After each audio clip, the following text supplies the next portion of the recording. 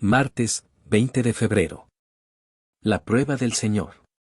Bienvenidos a la lectura de la lección de escuela sabática y los comentarios del Espíritu de Profecía. Lee Salmos 81, 7 y 8, 95, 7 al 11, y 105, 17 al 22. ¿Qué implica la prueba divina en estos textos? Salmos 81, 7 al 8. En la calamidad clamaste, y yo te libré, te respondí en lo secreto del trueno, te probé junto a las aguas de Meriba. Oye, pueblo mío, y te amonestaré.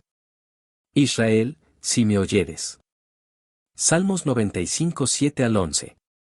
Porque Él es nuestro Dios, nosotros el pueblo de su prado, y ovejas de su mano. Si oyereis hoy su voz, no endurezcáis vuestro corazón, como en Meriba, como en el día de Masá en el desierto, donde me tentaron vuestros padres, me probaron, y vieron mis obras. 40 años estuve disgustado con la nación, y dije, pueblo es que divaga de corazón, y no han conocido mis caminos. Por tanto, juré en mi furor que no entrarían en mi reposo. Salmo 105, 17 al 22. Envió un varón delante de ellos, a José, que fue vendido por siervo. Afligieron sus pies con grillos, en cárcel fue puesta su persona. Hasta la hora que se cumplió su palabra, el dicho de Jehová le probó. Envió el rey, y le soltó, el Señor de los pueblos, y le dejó ir libre. Lo puso por señor de su casa, y por gobernador de todas sus posesiones, para que reprimiera a sus grandes como él quisiese, y griega a sus ancianos enseñara sabiduría.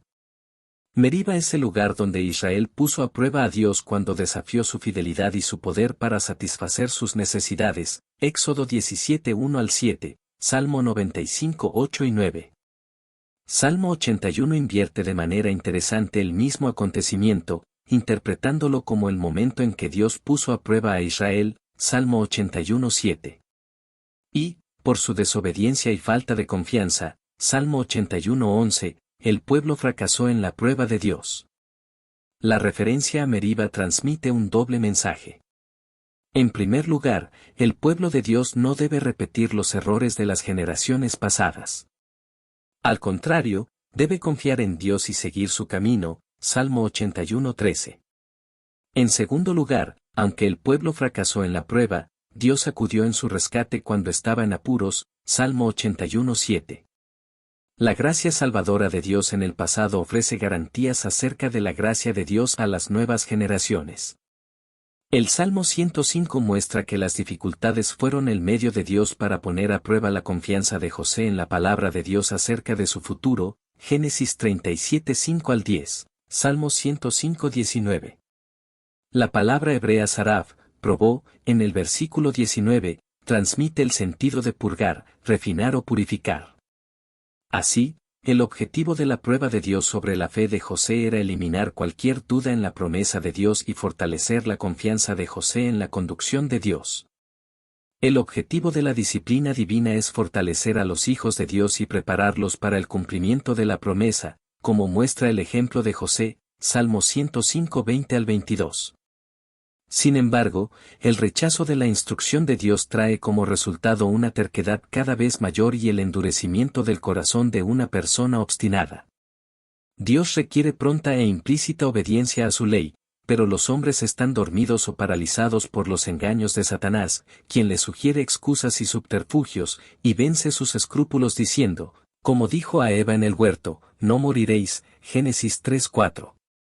La desobediencia no solo endurece el corazón y la conciencia del culpable, sino también tiende a corromper la fe de los demás. Lo que les parecía muy malo al principio pierde gradualmente esta apariencia al estar constantemente delante de sus ojos, hasta que finalmente dudan de que sea realmente un pecado, e inconscientemente caen en el mismo error. Testimonios para la Iglesia, tomo 4, página 146.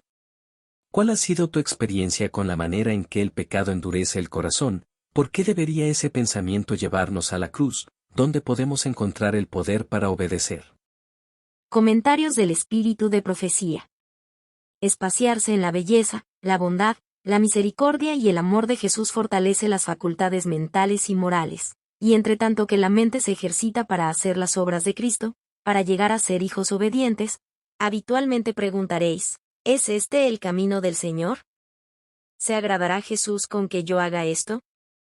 ¿Este proceder será para agradarme a mí mismo o para agradar a Jesús? Entonces cada alma recordará las palabras del Señor: pusiste nuestros yerros a la luz de tu rostro.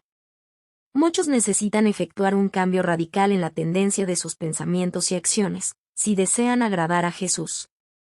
Nuestros pecados rara vez nos parecen tan terribles como lo son a la vista de Dios. Muchos se han habituado a seguir una senda de pecado, y sus corazones se endurecen bajo la influencia del poder de Satanás. Sus pensamientos son cautivados por la mala influencia de éste. Pero cuando con la fortaleza y gracia de Dios se oponen con la voluntad a las tentaciones de Satanás, se aclara su mente, el corazón y la conciencia, al ser influidos por el Espíritu de Dios, se hacen sensibles. Y entonces el pecado aparece tal como es excesivamente pecaminoso. Entonces es cuando realmente ven y comprenden los pecados secretos. Confiesan sus pecados a Dios, se arrepienten de ellos y se avergüenzan del pecado. Él los quita de la luz de su rostro, y los pone a sus espaldas. Comentario Bíblico Adventista, tomo 3, página 1168. Cuando, a José, se lo tentó para que se desviara de la senda recta, para que violara la ley de Dios y traicionara a su amo, resistió firmemente y dio evidencias del poder elevador del temor de Dios en la respuesta que dio a la esposa de su Señor. Aquí tenemos un ejemplo para todas las generaciones de creyentes que habrían de vivir sobre la tierra. Aunque estén expuestos a la tentación, debieran saber que hay una defensa al alcance de la mano, y que si finalmente no reciben protección será por su propia culpa. Dios será un pronto auxilio y su espíritu será un escudo. Aunque estén rodeados de las más terribles tentaciones, hay una fuente de fortaleza a la cual pueden recurrir para resistirlas. José sufrió entonces porque no quiso claudicar. Había puesto su reputación y sus intereses en las manos de Dios.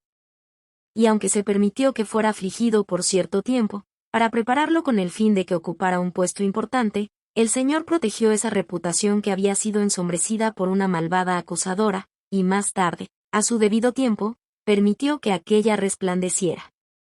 Dios usó incluso de la prisión como un camino que lo conduciría a su elevación. La virtud proporcionará a su debido tiempo su propia recompensa. El escudo que protegía el corazón de este joven era el temor de Dios, que lo indujo a ser fiel y justo con su amo, y leal a su Señor. La historia de la redención, páginas 103 a la 105. Gracias por acompañarnos en el estudio de la lección de este día. Esta es una producción del Ministerio Mensaje Adventista. Apóyanos compartiendo las publicaciones para que el mensaje pueda llegar a más personas. Que pases un feliz día. Que Dios te bendiga.